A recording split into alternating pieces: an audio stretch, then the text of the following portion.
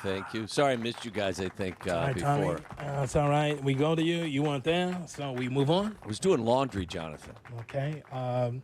So, do you do laundry? Yeah. So do Yeah. you? What do you mean, do you do laundry?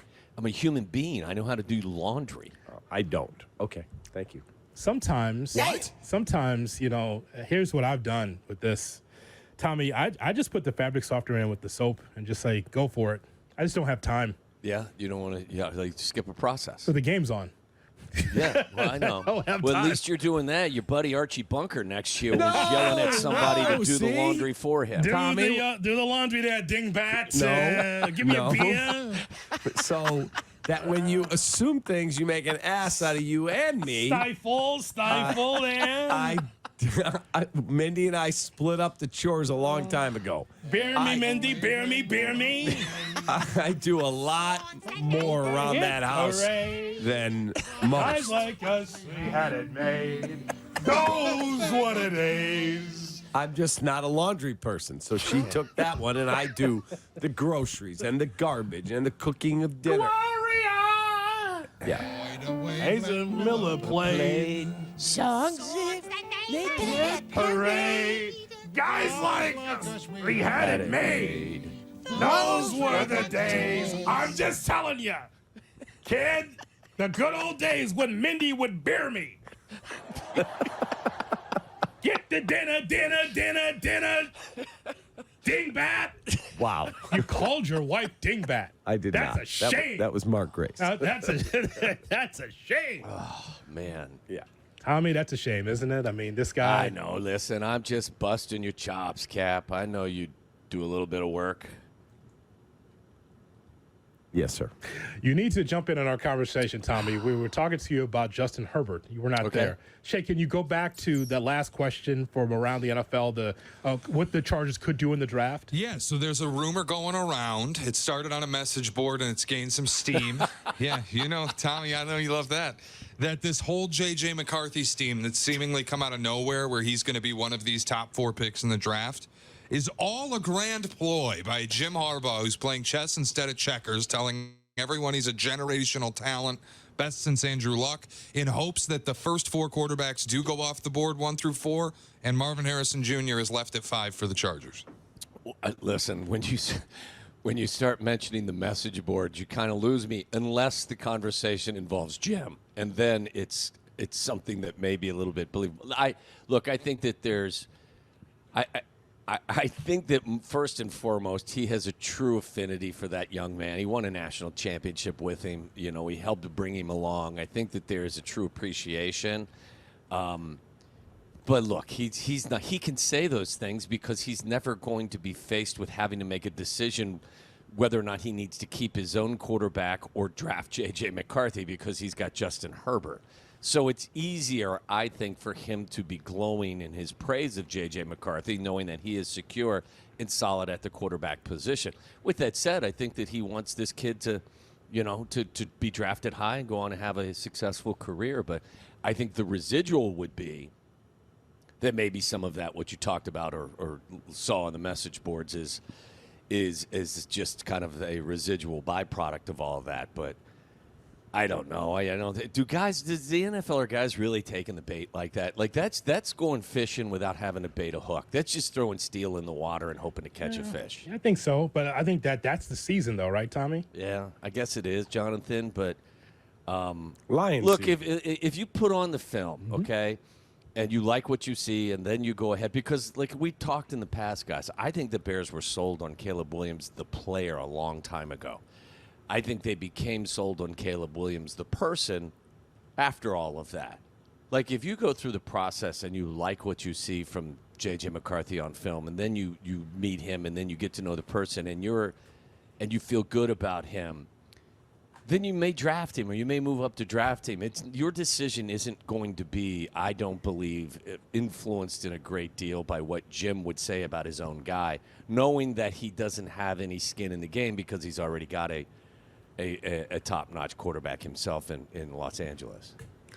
I want to ask you a question that Hoodie came into our morning soiree about 6:15 this morning and said, Soiree. do we have any what was the word you used? Anybody that scares, puts fear in the opponent. Like, not just good players, but like, oh, God, when Ohtani's at the plate, or Mookie Betts, or Bryce Harper, or Patrick Mahomes has the football, or LeBron has the basketball.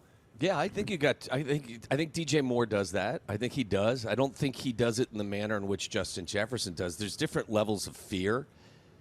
I think DJ definitely is going to get your attention, and I think Montez Sweat does the same thing. Those are two guys that I think that fit that category. Now they may not be at the top of the list, but they're on the list. Do we have any in Chicago sports? I said Connor Bedard, maybe. See, and what I said, Tommy, is, and the reason why this came up is because the Braves are in town to take on the White Sox. And you take a look at that lineup, for the most part, it's just a murderer's row. Yeah. Like, you have 5 or 6 guys in that lineup that could hurt you, including their pitching staff. And then from the Cubs standpoint, I said, do the Cubs have that? And I told Cap, no, you don't have that yet. The Sox have Roberts that you can pitch around, but there's no one in particular you're pitching around in that Cub lineup yet. And that's I agree maybe with Bellinger. You. Yeah, I agree with you, Jonathan. Nobody at that level. Like, I mean, if you want to tell me that Bellinger's DJ Moore-like, I mean, okay, maybe we can have that conversation. But you don't have anybody that, when he strolls to the plate, the pitcher and most of the guys in the field are pooping their pants. I don't think that. See, I think Seiya can become that. You know what I was going to say, Cap, is I said maybe down the line Seiya could be that guy, but he's not that guy now. No, they don't. There's nobody. Bedard is probably, Jonathan, you're probably right. He's the only guy. I mean, everybody loves DeMar, great player, Hall of Famer, but he's not, that's not the case. He's a good player. Yeah. No, I don't think that there is one of those guys. I mean, the hope is that Caleb Williams becomes that guy. I mean, of all of the people that, well, he's not even on the Bears yet, but if you project into the future of all of the professional athletes, I would say the first that will kind of gain that label has got to be Bedard. I would think, but think back to what we had at one point. We had crazy. Sammy Sosa. We had Derrick Rose with Patrick Kane and Jonathan Taves and Marion Hossa, and I could keep going. Like, we had some beasts here. Yeah, I mean, Brian Urlacher, Olin Krutch, I mean, Lance. You had, the whole list of guys that. Hester. I mean, top of their Hester was put the fear of God in the opponent. Yes, you're right. I mean, those guys don't really reside in Chicago in any degree of quantity these days. But again, that's why I think that look, I'm not guaranteeing anybody anything, but I got to tell you, I'm very optimistic about Caleb Williams and this Bears team. Same here. I'm not expecting them to go out there and look the same. I'm expecting them to look a lot better. Now, does that equate to 9 wins, 10 wins, whatever the case may be? It's hard to win football games in this league. So it's easy to just say, well, they're better in a lot of places. They're going to win 11 games. As I always like to say, I'll be late to that party. They're still serving drinks when I get there. I don't need to be there at 5. I can get there at 10, and I'll be the last guy at the bar at 1:30, still doing Jägermeister shots while everyone is laying on the floor. So I'm not worried about being there quick or being there first. I still want to see it. Maybe I'm just a scarred Bears fan. I need to see it before I can truly touch it and feel it. You know what I'm saying? Like, I need to see them have a double-digit win season before I go ahead and say, yep, this is a sure thing. Like in Green Bay, like they've just been. You could write double-digit down before the season was ever kicked off, and we just haven't had that here. Hey, Tommy, do you know the movie There Will Be Blood? Oh, yeah, There Will Be Blood. That was about, there was Daniel Day-Lewis about the oil. The Bingo! Oil field, right? Yeah. It's an old time. I mean, he's 2007. Yeah, so what's the point of the question, Cap? Why would you ask? Because Snorling has it as one of the 10 greatest movies of all time. IMDb doesn't even have it in the top 100. It's that way because of Daniel Day-Lewis, because he makes everything epic. Do you ever see Gangs in New York? No. Yes, I have. Oh, that's and I never heard of Great the TV. Blood movie. So, yeah, he's. I mean, look, Carm is the guy at the station, and even Yurko that are the movie aficionados. And Shay. I know that, and Shay. yeah. Tommy, I walked in this morning and I just asked Jay Moore because we were talking about the Sox milkshake again for the cut. I drink your milkshake. And Cap goes, what's that from? I said, There Will Be Blood. He goes, I've never heard of it. I was shocked. Kap probably thought it was from an adult film. Milkshake. Yeah, I was looking for, I did not. He said it won the Oscar for Best Picture. It didn't. But No Country for Old Men did. I was mistaken. right. That's another good one. Yeah, they're both great. Never saw that either. You never saw that? He was breaking down Cubs and Brewers. Correct. By the way, Jonathan, that baseball team of mine at Cincinnati, they feel like a little league baseball team. It's okay. No, it's not. It's going to be okay. But I think we can take solace in this in the baseball season. We had a man that did play-by-play on the radio yesterday at age 90 who's in our company, Bob Euchre. He did the play-by. He did the home opener yesterday. He's 90, Tommy. That's amazing. And probably still, I didn't hear it, probably still is as entertaining as anybody in the league. Yes, I was listening to it. He sounded fantastic. For someone who's 90, he did a great job.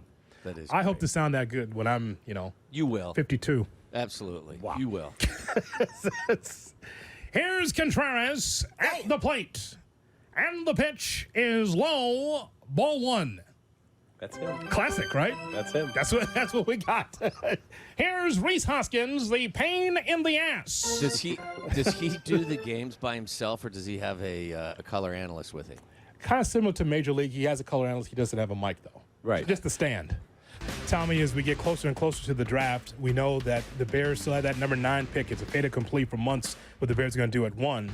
But at 9, you wonder what the Bears are going to do. And let's take a look at the receivers.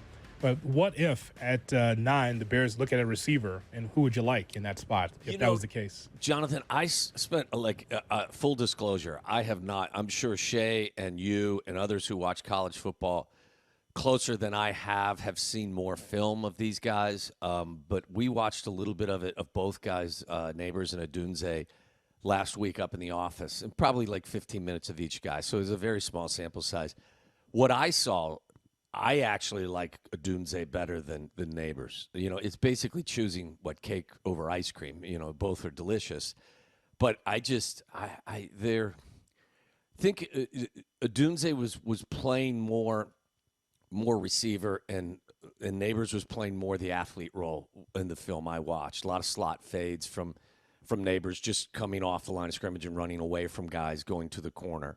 And I just felt like Odunze, from what I saw, played the receiver position with a little bit more technical grace. And I know he led if I'm not mistaken, I don't know. I think I know that he led the college football in contested catch percentage. So he's good size. I think he's a smooth route runner. So, look, if we get out of the first round of the draft and you've got Caleb Williams and Malik Nabers, you're not going to hear me complain. But if for right now, the small film work that I've done, I actually like Odunze a little better than I like Nabers.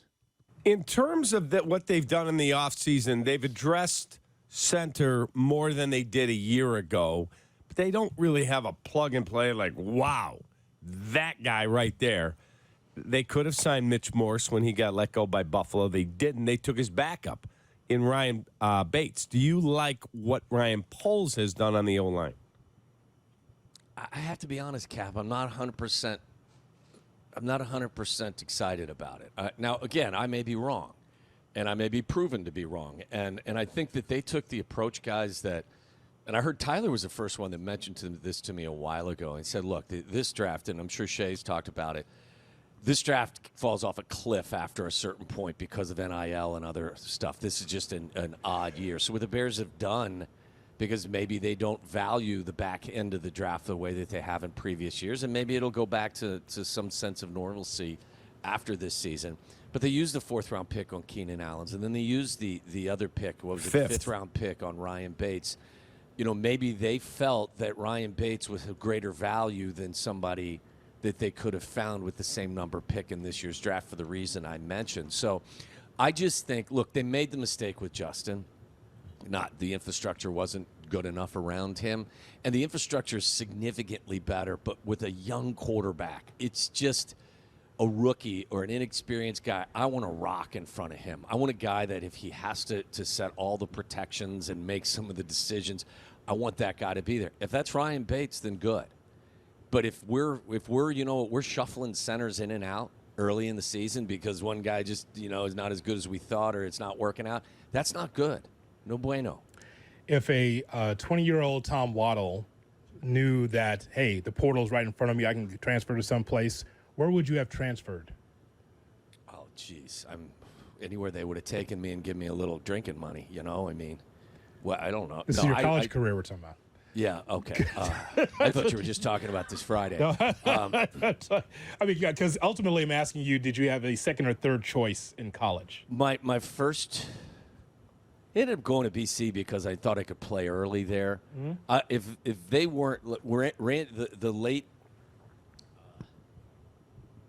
Randy Walker was the offensive coordinator, or was the receiver, or maybe it was the receivers coach at North Carolina. The receivers, or maybe Kap. He could have been the quarterback coach, but he recruited me to go to North Carolina. I loved it. I mean, who doesn't? You guys have been to Chapel Hill. It's amazing. It's heaven on earth. They were running it 50 times a game, and I loved Randy, and Randy and I developed a really good relationship.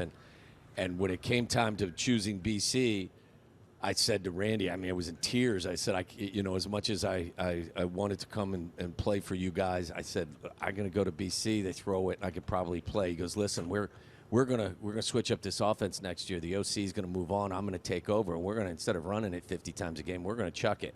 I said, Coach, I got to go to BC. It was a hard decision. Next year, he became the offensive coordinator. They started throwing it 45 times a game. My other choice, Jonathan, I tell the story all the time, was I went to Michigan State. Mm-hmm. And when I met George Perlis, after your visit or the morning of your visit, I smelled like a brewery because I had a blast the night before. And my dad was disappointed in me because I looked like I had been out all night. And I sat in front of George Perlis, and the moral of the story was at the end of the conversation, he said, well, listen, kid, we'll stay in touch. We're down to one receiver scholarship. It's between you and a local kid, Andre Rison. We'll let you know where we stand. Yeah, oh, man. Obviously. Bad moon rise. Obviously, I never got a call back from Michigan State, and obviously they made the right choice. So, Jonathan, I didn't have many choices, so yes. I was just fine at Boston College. I'm just thinking what that looks like on Twitter, Kap. Like Tom Waddle portal goes from BC to North Carolina. What an upgrade that would have been, right? Oh, wow. Oh, my God. Think about it. At the time, pretty good. Pretty good, kid. Can you name the head coach at North Carolina that you visited? His last name, was it Crum? Dick Crum. Very good. I'd change my name if that was my name. That's yes, just me. I think that's just me. Dick or Crum? Yes. Yes. Tommy, we appreciate it, man.